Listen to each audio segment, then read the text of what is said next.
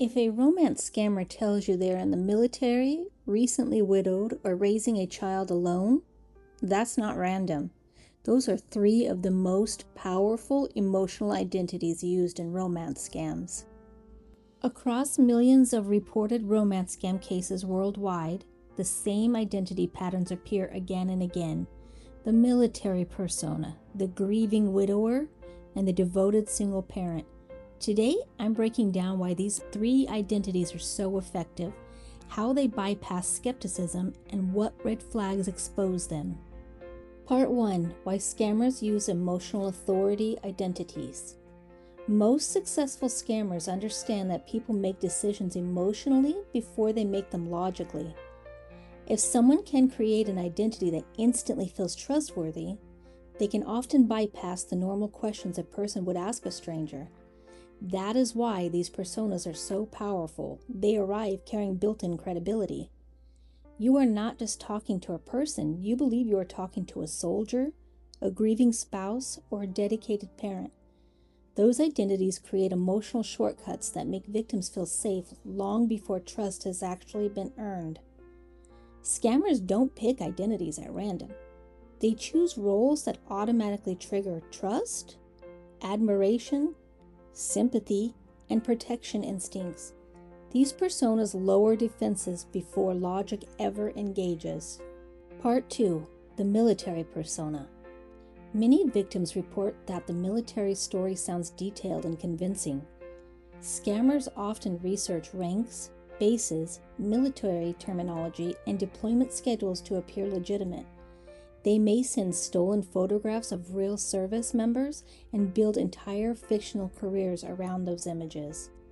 When questions arise, they often claim military rules prevent them from sharing information. That explanation can sound reasonable, which is exactly why the persona remains so effective. The military identity is one of the most frequently used in romance scams. It explains why they're overseas, why they can't meet, why communication is restricted, and why money transfers seem complicated. It also triggers respect, patriotism, and emotional admiration. Victims feel honored by the connection, not suspicious of it. Part 3. The widower persona. The widower story frequently creates a feeling of emotional intimacy very quickly. Victims may feel honored that someone would trust them with such personal pain. Scammers often share heartbreaking stories designed to encourage nurturing and emotional investment. The goal is not simply sympathy, the goal is attachment. Once emotional attachment forms, victims may overlook inconsistencies they would otherwise notice. The widower identity activates grief-based bonding. Victims are told their spouse died suddenly, tragically, or heroically.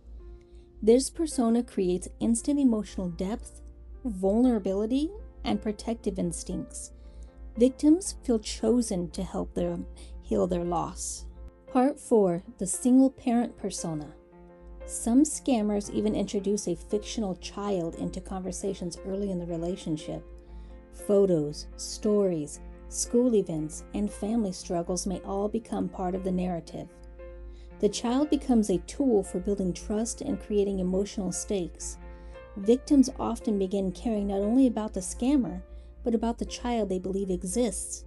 That emotional connection can make future requests feel more urgent and more difficult to question.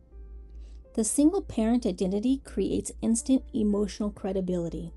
It suggests responsibility, sacrifice, and emotional maturity. Children are used to deepen emotional attachment, justify financial requests, and manufacture urgency. It feels cruel to doubt a parent in need. Part 5. How these personas block verification. A common pattern in romance scams is the creation of reasons why verification must be delayed. Every request for proof is met with another explanation. A camera is broken, a deployment rule changed, a child is sleeping, a family emergency appeared. The excuses vary, but the outcome remains the same. The relationship progresses while genuine verification never actually happens. All three personas excuse distance and evasion.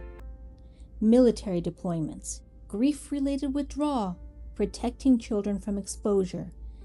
Every attempt at verification is reframed as inappropriate, insensitive, or unsafe. Part 6. Common script phrases used with these identities. Notice how many of these phrases are designed to create urgency, sympathy, or exclusivity? That's on purpose.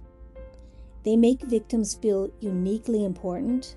They encourage emotional responsibility for the scammer's well-being.